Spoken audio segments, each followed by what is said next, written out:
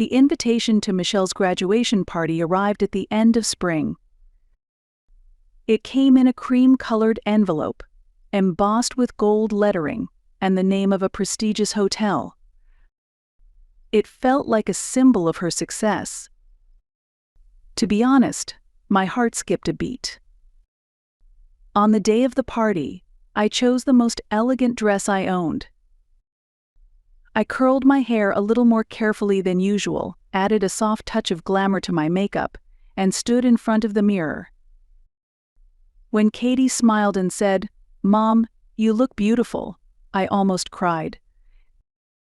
The venue was even more luxurious than I'd imagined. A grand banquet hall decorated in white and gold, elegant music flowing through the air. It was like something out of a movie.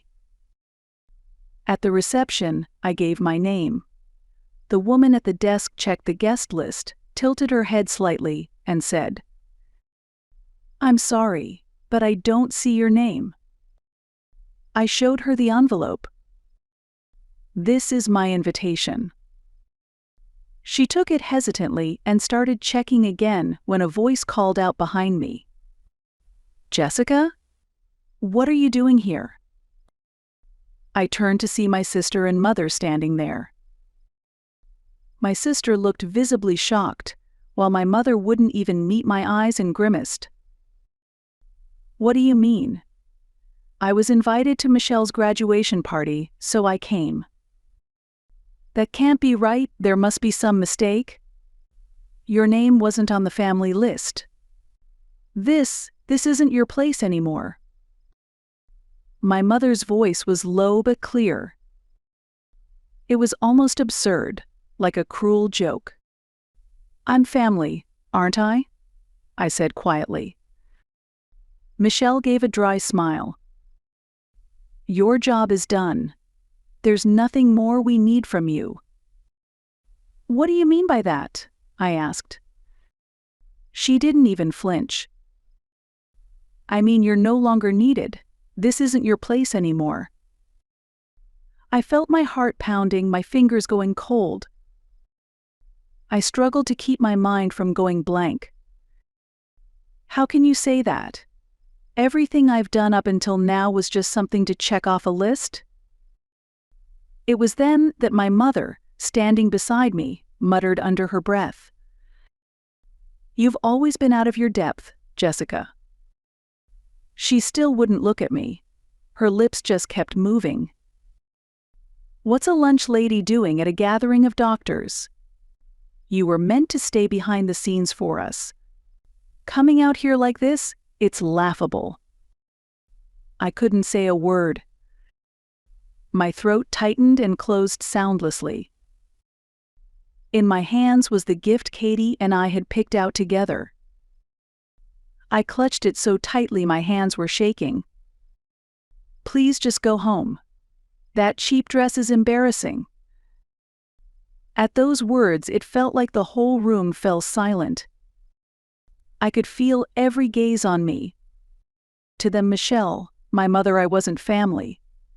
I was an outsider. "Security, please escort this woman out. She's not supposed to be here." At Michelle's words, a man in a black suit approached. "Ma'am, I'm sorry, but..." It felt like a dream. My feet wouldn't move. Everything I just heard didn't feel real, and my mind echoed with a hollow silence. Not even tears came. But deep inside, something cold and heavy had sunk into my chest. "I understand." The words finally came out too calm, too devoid of feeling to sound like my own voice. I quietly turned away. I didn't lift my eyes. I didn't even straighten my back. I just started walking, so slowly I couldn't even hear my own footsteps. The weight of their eyes pierced my back. But I couldn't bring myself to look up. I focused only on leaving the hall, without saying a word. Even outside, my heart felt no lighter. I couldn't bring myself to go straight home. Instead, I wandered into the hotel lobby and sat in a corner of the lounge. The cushion beneath me swallowed my weight, but my mind was still spinning with the words I'd just heard. Your job is done. You don't belong here. Out of your depth. My fingers trembled as they gripped my phone. Inside me, quiet yet searing, anger and grief began to churn. The feelings I had buried for so long were slowly, unmistakably changing something within me. Looking back, I think it all began that day. The day I decided to support Michelle's dream. My name is Jessica Lawrence. I wake up at 4:30 every morning to work in the cafeteria of a public elementary school. It's not glamorous work, but the children say that was yummy. Makes it all worthwhile. One day, my mother told me, Michelle wants to become a doctor. Michelle is my younger sister, 10 years younger, actually, and when I moved out, she was still just a little girl in elementary school. She was always a dreamy, cautious girl. So when she declared she wanted to study medicine, I felt proud. But reality was harsh. My mother sighed, not with my income. It's impossible. I sat in silence on the phone, staring at my cold coffee. I wanted that girl to chase a dream I never could. I'll pay the tuition, I heard myself say. Though I worked full-time, my husband Nicholas ran a real estate company, and we relied heavily on his income. We weren't wealthy, but we were comfortable. So I decided to pay Michelle's tuition $8,000 a year. I didn't ask for anything in return. Watching Michelle pursue her dream of becoming a doctor was enough for me. About 6 months into her college life, she called me one day. It's hard to get by on scholarships alone. Michelle's voice sounded uncertain, almost anxious, and I believed her without a second thought. I just assumed medical school was more expensive than I'd imagined: utilities, groceries, transportation, textbooks. And with such a demanding program, she probably didn't have time to work a part-time job.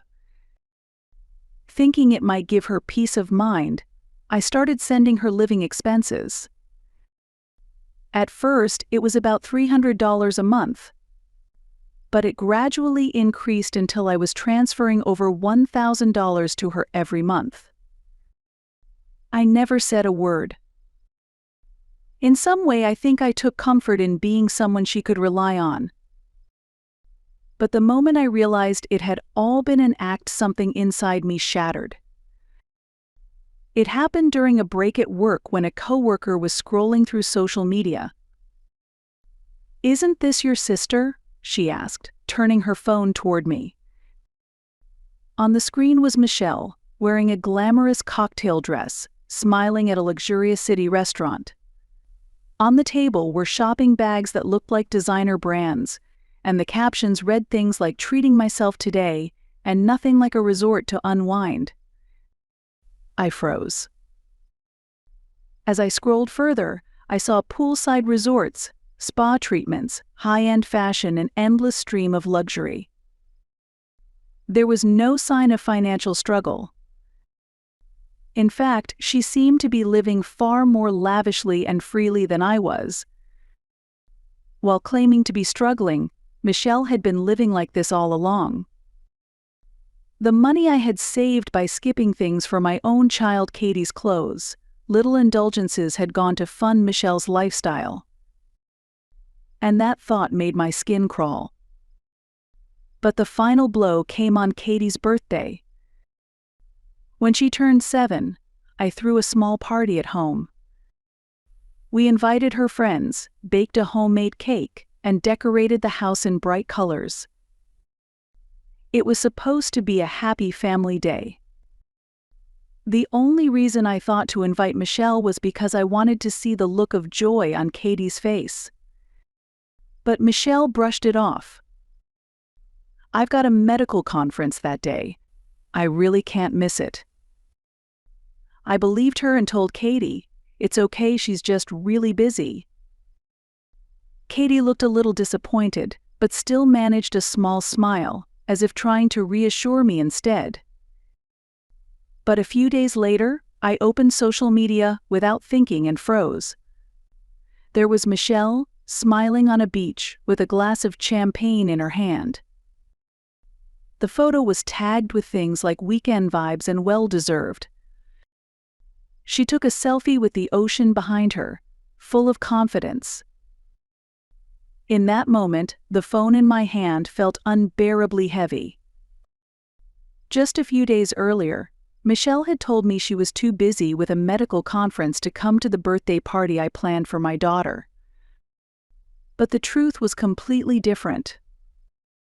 She hadn't gone to any conference, she was partying at a beach resort with her friends. That realization pierced through me. All the emotions I had suppressed suddenly erupted.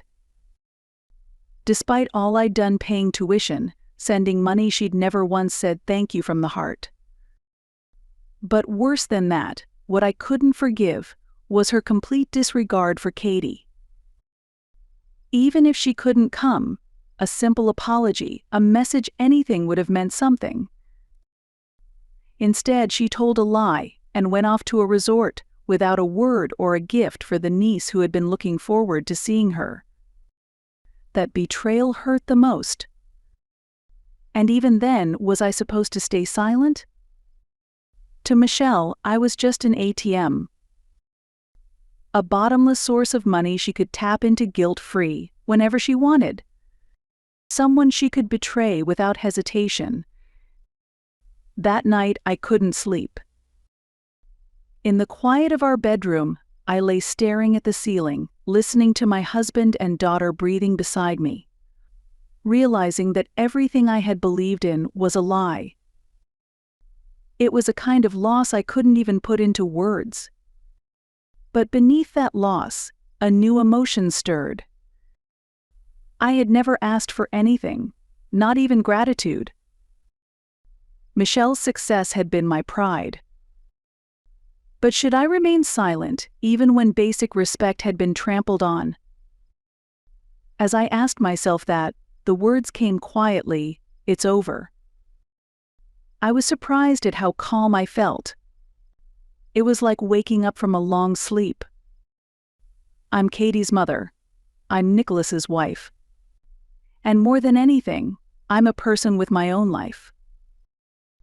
I wasn't born to be someone else's sacrifice.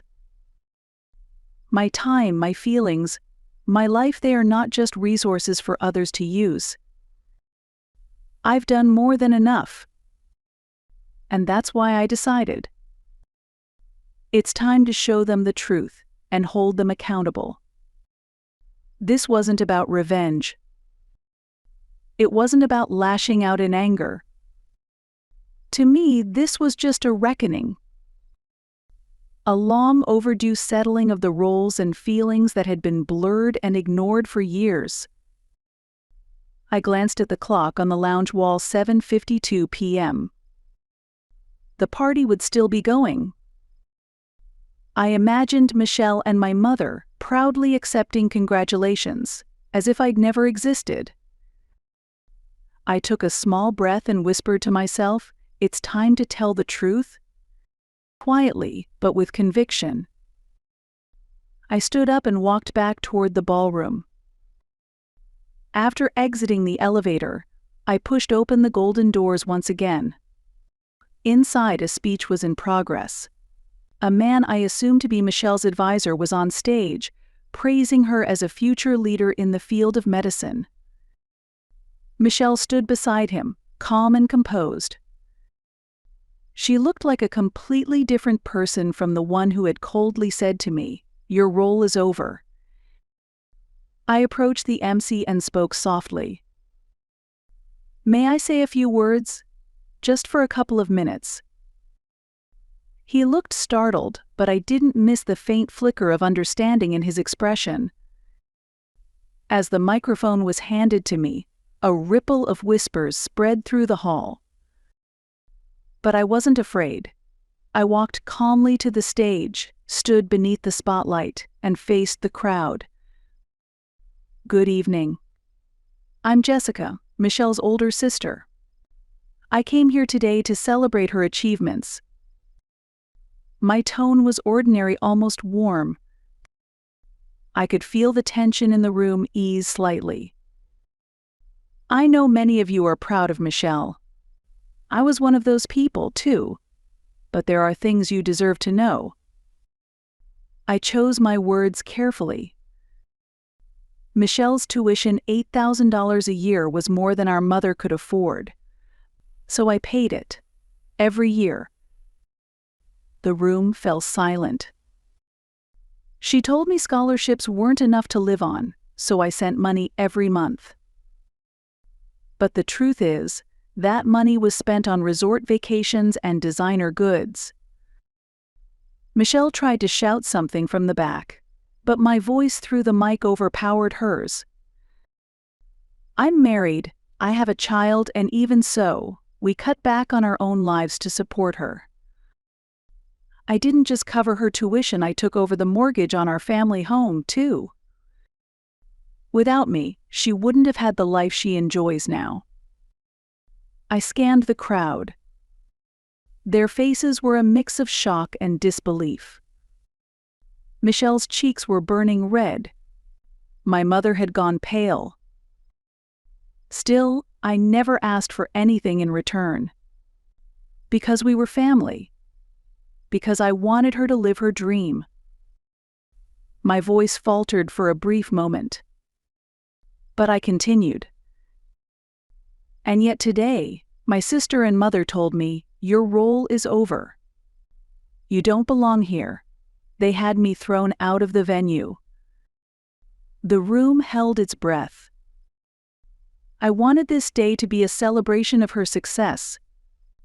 But now I'm claiming it as the day I take back my own life. Before stepping off the stage, I added one last thing. If standing here makes me out of place, then so be it. But the one who truly needs to reconsider their place isn't me. I handed the microphone back to the MC. I didn't wait for applause. I wasn't looking for praise. I simply left the truth behind and walked away. Outside the hotel, I felt a strange lightness in my chest. As if I had finally laid down a burden I'd been carrying for years. That night, when I got home, Katie greeted me sleepily. "Welcome back, Mommy." At her voice, I finally let myself cry. After she was asleep, I sat in the living room with Nicholas. And I finally spoke. Today they told me my job is done. He frowned. What does that mean? I told him everything that had happened at the party. He listened silently until I finished, then sighed deeply. I've been worried. That you were giving too much, that you were breaking yourself to hold them up. I shook my head.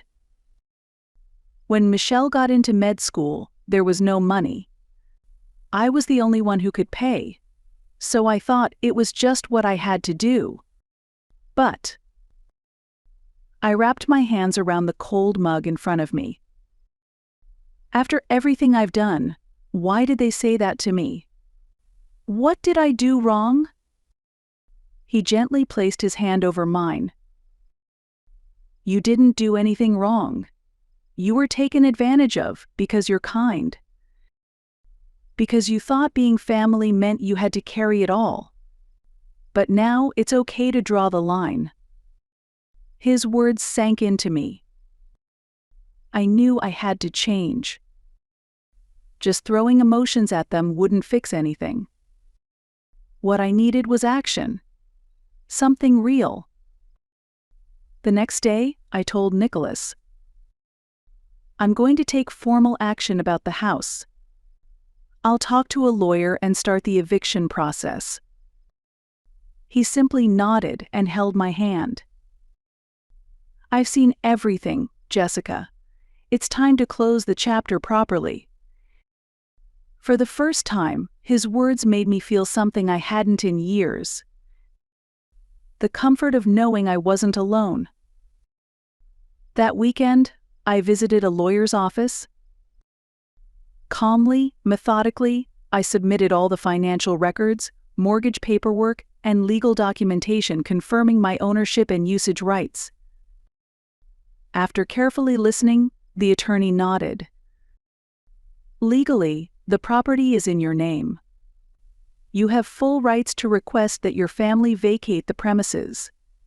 We'll begin with a certified notice. If they don't comply, we'll proceed with legal eviction."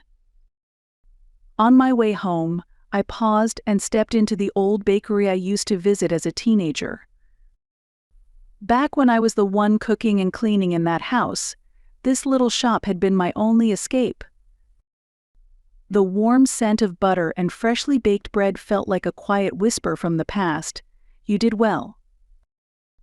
A few days later, the certified letter was delivered. The response came quickly.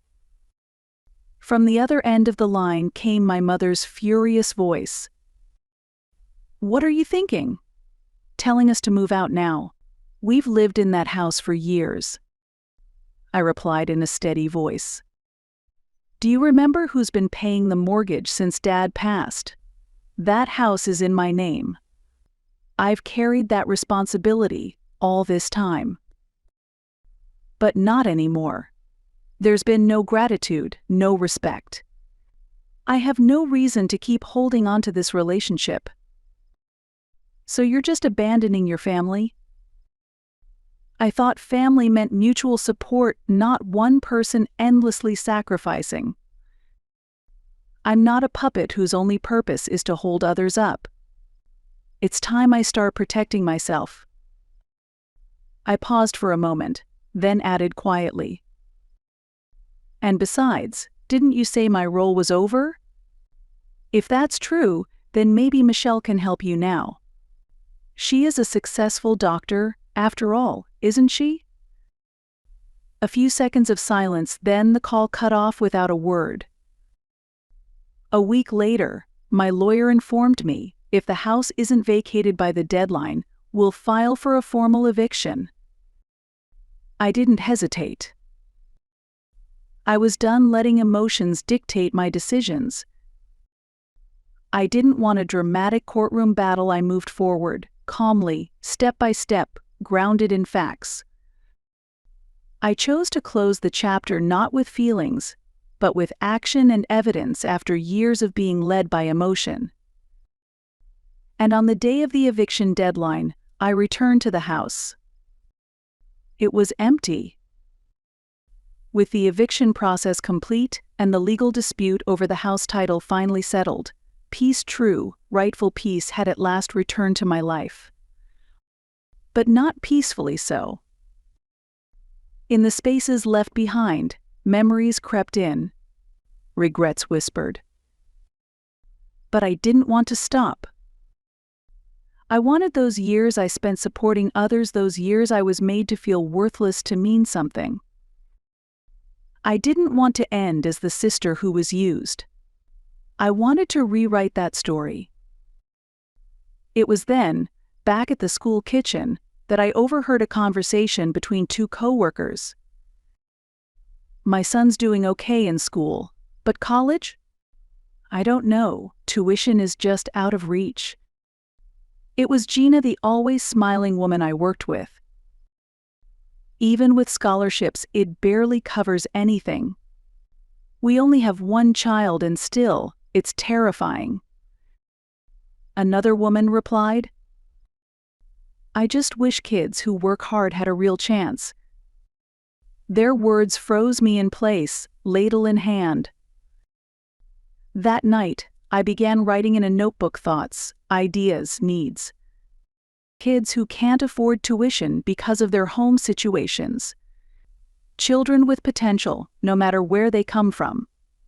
Those quietly working hard without anyone noticing. As I wrote, I realized this wasn't about Michelle. It was about me, the girl I used to be. And that's how the idea for the Jessica Lawrence Education Support Fund was born. Launching it as an official nonprofit required funding, paperwork, but I had support now. Nicholas helped with the legal logistics and offered me part of his real estate office as our starting space. It was a quiet, sunlit room, and it became the foundation of something new. One day, as we worked on filing, our legal advisor said, "Jessica, your experiences, they're not scars. They're your strength. Support that comes from lived reality, that's what resonates." Those words lifted me. I was no longer waiting to be helped. I had become someone who gave help. 6 months after the foundation launched, we held our first scholarship ceremony. We selected 3 students from the local public high school. All came from difficult backgrounds. All had strong grades and dreams they could speak clearly and confidently. Their families were invited to the event. One mother cried as she repeated, thank you so much." I gently placed a hand on her shoulder. "It's okay, your child has potential. And I've always believed in that." On the way home, Katie grabbed my hand tightly. "Mom, you were so cool today. When I grow up, I want to be just like you." Those words made me finally begin to feel proud of the path I had chosen. Then one day, a bundle of letters arrived at the office. "Thanks to you, I got into college. Without the scholarship, I wouldn't have made it. Truly, thank you. Now I want to be someone who helps others too." Each letter was filled with trembling gratitude. The handwriting was clumsy but honest, heartfelt. I held them to my chest and closed my eyes. I never started this hoping to be repaid. And yet, knowing that my choices had brought light into someone else's life filled me with quiet joy. Even after being shattered by the words of Michelle and my mother, I was glad I chose to rise. I had walked forward, trusting myself, and now I knew, without doubt, that it had been the right path. After Michelle and my mother moved out, I never learned where they went. Rumors said Michelle had struggled with the brutal reality of medical training and eventually dropped out. Now I heard she was working nights just to get by. My mother, rather than offering support, reportedly scolded her harshly, blaming her for being weak, until the two of them finally went their separate ways. But even when I heard those stories, I felt nothing. Their current lives were simply the result of the choices they had made. Once we may have been family, but now, no matter what path they walk, it will never again intersect with mine. Because my life, it had finally begun to move forward. In a sunlit park, Nicholas and Katie laughed together. Seated on a bench, I watched the trees swaying gently in the breeze and listened to the sound of their voices. Katie ran through the grass, light as spring itself, and just watching her filled my heart. Somewhere along the way, this peace had become my new normal. I no longer lived in fear of anyone. No longer at the mercy of someone else's needs. I spent each day not as someone's sacrifice, but as a woman walking in her own truth, with the family that truly mattered. Nicholas remained as kind as ever. He never spoke in grand declarations, but in his quiet gaze, I always saw understanding and faith in me. "I'm proud of you for finding your own path," he once told me. I'll never forget that night. Katie is 10 now. She chooses her days with her own will, laughs freely with her friends, reads books she loves, and speaks dreams aloud with shining eyes. She is the free, radiant girl I once only wished I could be. And in my heart, I knew cutting ties with my mother and sister had been the right decision. The work of our nonprofit had since spread beyond the state, and next year, a new scholarship program was set to launch. We were reaching more children, our staff were growing, and I was still learning every day.